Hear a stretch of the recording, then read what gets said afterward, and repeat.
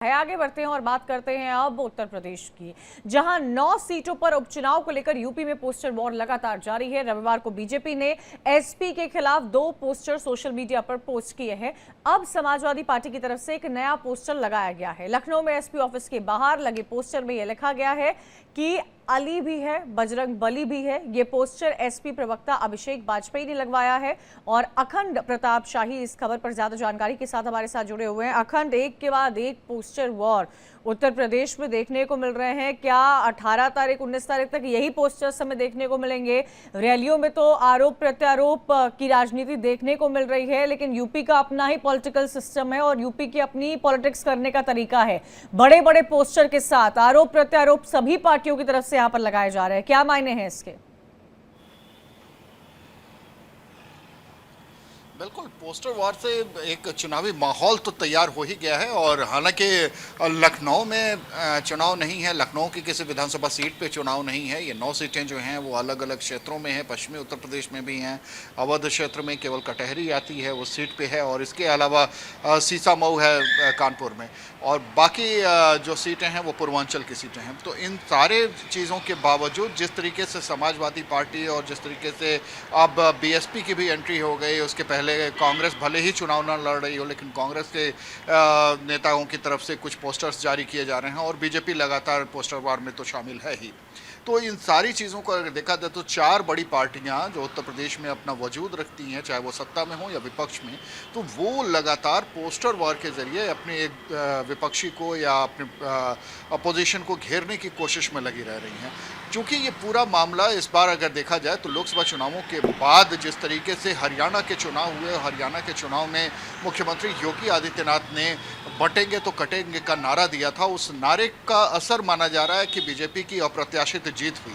और इस अप्रत्याशित जीत के पीछे उसको इस नारे को सबसे बड़ा कारण भी गिना जा रहा है। तो ऐसे में जो बयानों की बात आती है, तो फिर जो पीडीए का दावा किया गया था, जिसके बदौलत 2024 लोकसभा चुनावों में समाजवादी पार्टी ने अद्भुत प्रदर्शन किया था, बेहतरीन प्रदर्शन किया था, बीजेपी के विजय रथ को रोकने में कामयाब रही थी, उसको अब ये डर सताया है कि कहीं ये बटेंगे तो कटेंगा का जो नारा दिया है मुख्यमंत्री ने, जो एकजुट हिंदुत्व, एकजुट सनातन की बात कर रहे हैं, उससे कहीं उत्तर प्रदेश के लोग जो 9 सीटों पे हो रहे विधानसभा चुनाव, उस पर कहीं असर ना आ जाए। और यही डर समाजवादी पार्टी के नेताओं में भी है, यही विपक्ष के नेताओं में है। और इसी नारे को केंद्र में रख के जिस तरीके से सारे नारे बुने जा रहे हैं, कभी ये कहा जा रहा है कि अली भी हैं, बजरंग बली भी हैं, जैसा कि आज अभिषेक वाजपेयी ने पोस्टर लगवाया, समाजवादी पार्टी के प्रवक्ता भी हैं और इसके पहले भी कुछ पोस्टर वो लगवा चुके हैं। तो अलग अलग पोस्टर रोज समाजवादी पार्टी दफ्तर के सामने दिखाई दे जा रहे हैं। और पूरा विक्रमादित्य मार्ग, जिस पे अखिलेश यादव का पहले घर पड़ता है और फिर आगे जाके समाजवादी पार्टी का दफ्तर है, मुलायम सिंह यादव का भी आवास पहले वहीं उसी पे रहता था। तो ये पूरा वो इलाका केवल पोस्टर से ही भरा पड़ा हुआ दिखाई देगा। और रोज़ कुछ न कुछ नया पोस्टर आता है, कुछ नए नारे उसमें जोड़े जाते हैं। लेकिन इन सारे नारों की रूह अगर देखेंगे, जो आत्मा देखी जाएगी, तो वो इसी एक नारे की काट तलाश करने की होगी। वही इसी नारे की कि बटोगे तो कटोगे या बटेंगे तो कटेंगे का जो नारा मुख्यमंत्री ने दिया, उसकी काट तलाशी जा रही है। और इसको लेके ही कभी बीजेपी पे हमला किया जाता है, लेकिन केंद्र में यही एक नारा होता है।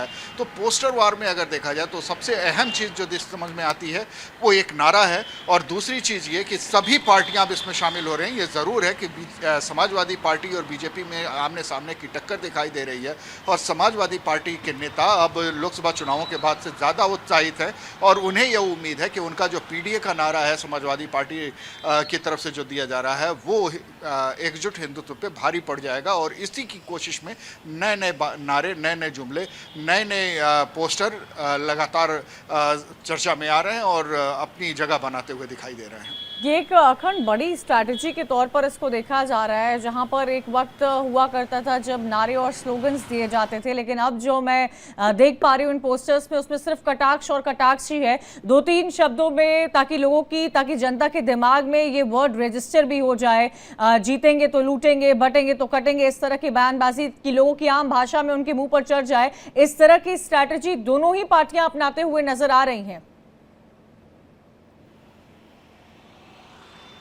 बिल्कुल। और चूंकि नारों के बारे में कहा जाता है कि जितना आसान, जितना चुटीला होगा, जितना छोटा होगा, उतना असरदार होगा, तो वो बिल्कुल वैसा ही महसूस भी किया जा रहा है। एक नारा मुख्यमंत्री ने दिया था, हरियाणा का चुनाव उसकी कसौटी पे था, उस कसौटी पे जीत का नारा बना वो, और जीत के नारे को अब उसे हार के नारे में तब्दील करने की कवायद चल रही है विपक्ष की तरफ से, यानी समाजवादी पार्टी या फिर और जो विपक्षी दल है, चाहे कांग्रेस ही क्यों ना हो।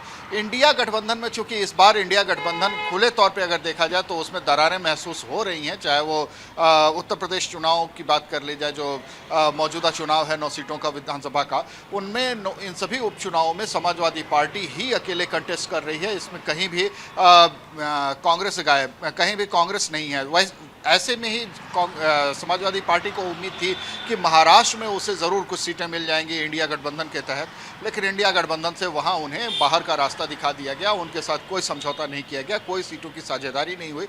लिहाजा अब समाजवादी पार्टी और कांग्रेस इस बात को लेकर भी जद्दोजहद में है कि क्या ये गठबंधन चलेगा, 2027 तक मिल के चुनाव लड़ेंगे, या फिर समाजवादी पार्टी और कांग्रेस की राहें अब अलग हो चुकी हैं और विधानसभा चुनाव में दोनों जो अपने अपने तरीके से कोई 27 का सत्ताधीश बता रहा है अखिलेश यादव को, और दूसरी तरफ कांग्रेस जिस तरीके से अपनी एक बार फिर सरकार बनाने की कवायद करती हुई दिखाई दे रही है। 6 सीटें अब उसके खाते में है उत्तर प्रदेश में लोकसभा की, तो जाहिर सी बात है वो एक बार फिर उत्साह से लबरेज है। और इस तरीके से अगर देखा जाए तो ये आपस में साथ चलने का माहौल नहीं बनाता है, और ये अलग अलग चलने का मसला होता है। और चूंकि दोनों के कोर वोट बैंक एक हैं, मुस्लिम वोट बैंक पर दोनों की दावेदारी है, और अल्पसंख्यकों की बात करते हैं, अकलियत की बात करते हैं ये, और ओबीसी, दलित, ये भी दोनों के वोट बैंक को भी अगर देखा जाए तो यही रहता है। अखिलेश यादव की समाजवादी पार्टी का जो कोर वोट बैंक है वो यादव और मुस्लिम का हो जाता है। हालांकि पीडीए का नारा देके उन्होंने एक तरीके से अपने दायरे को और बढ़ाया और उसका उनको फायदा मिला, लेकिन इन सारी चीज़ों के बीच में जब हिंदुत्व का नारा आता है तो इन सबकी घबराहट, इन सबके सभी दलों की परेशानी बढ़नी लाजिम हो जाता है। और यहाँ पर सवाल उठता है, और वो सवाल, क्योंकि आपने इस बात का भी जिक्र किया है 2027 में विधानसभा को लेकर वहाँ यूपी में चुनाव होने वाले हैं, क्या जो भी 9 सीटों के नतीजे होंगे वो पिच सेट करेंगे 2027 में होने वाले चुनाव को लेकर? और आप इंडिया अलायंस को भी लेकर ये बातें कहते हुए नजर आ रहे हैं कि ये गठबंधन क्या ज्यादा वक्त तक चल सकता है। यूपी में कांग्रेस का पिछले 3 दशक में क्या प्रदर्शन रहा है ये सबके सामने है, लेकिन समाजवादी क्योंकि स्टेट की बहुत बड़ी पार्टी है, लोकसभा में बहुत बेहतरीन प्रदर्शन हुआ है जिसको लेकर आत्मविश्वास से भरपूर है, तो इनकी इंटरनल स्ट्रैटेजी भी हो सकती है कि कांग्रेस के साथ न मिलकर अपने ही उम्मीदवारों के साथ चुनावी मैदान में उतरे।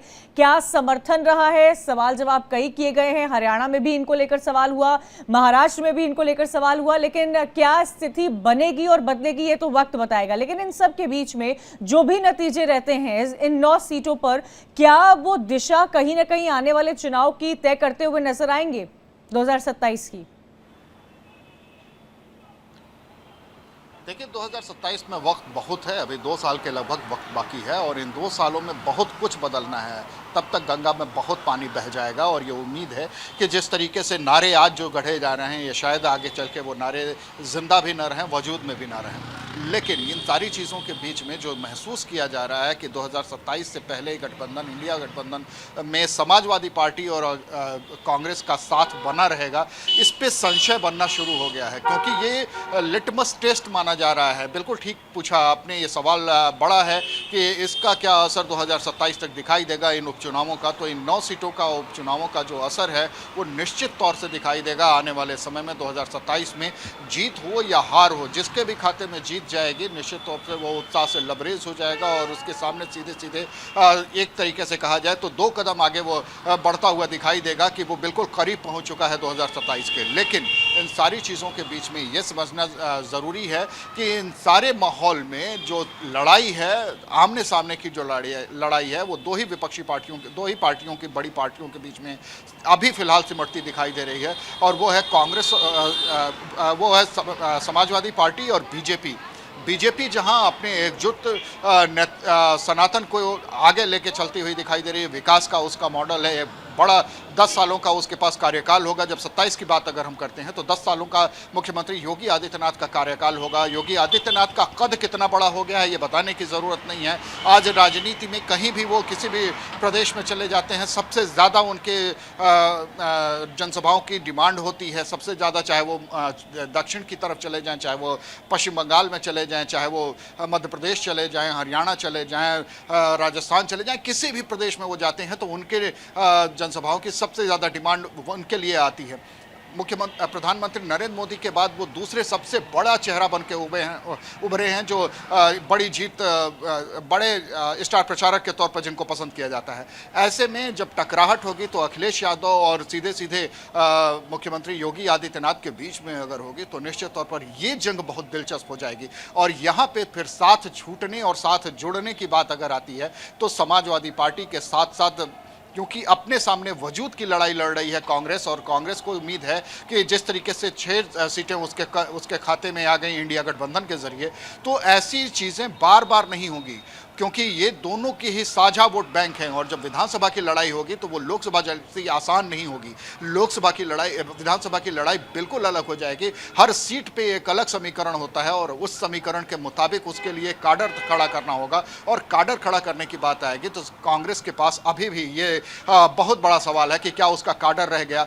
बीएसपी उसमें एक अहम किरदार निभाती हुई ज़रूर दिखाई देगी इस बार, क्योंकि इस बार जिस तरीके से आनंद जो मायावती के भाई हैं और आकाश आनंद जो उनके भतीजे हैं, इन दोनों को जिस तरीके से भूमिका दी गई है, यूथ को जोड़ने की जिम्मेदारी जिस तरीके से आकाश आनंद ने उठाई है, अब ये भी एक दिलचस्प आंकड़ा होगा। पहला ऐसा चुनाव है ये 9 सीटों पे हो रहा लोक चुनाव, विधानसभा उपचुनाव का, जिसमें बीएसपी कंटेस्ट कर रही है। उपचुनाव में अमूमन बीएसपी कभी कंटेस्ट नहीं करती है, लेकिन इस बार वो 5 सीटों पे लड़ रही है। और ये जो सीटें दिखाई दे रही हैं उसमें जिस तरीके से वो नारे गढ़ रही है, जिस तरीके से वो अपनी ताकत बढ़ाती हुई दिखाई दे रही है, तो अगर वो थोड़ी सी ताकत लगाती हुई दिखती है तो निश्चित तौर पर 2027 उसके लिए आसान हो जाएगा। और उसके काडर को यह भरोसा होगा कि जीत हो या हार हो, सिर्फ चुनावों में ही दिखाई नहीं देती है यह पार्टी और इसके जो रहनुमा है या नुमाइंदे हैं। अब ये पार्टी लगातार सड़कों पर संघर्ष करने के लिए भी तैयार है और 5 सालों का जो भी वक्फा होगा उस वक्फा में अपने लिए माहौल बनाएगी।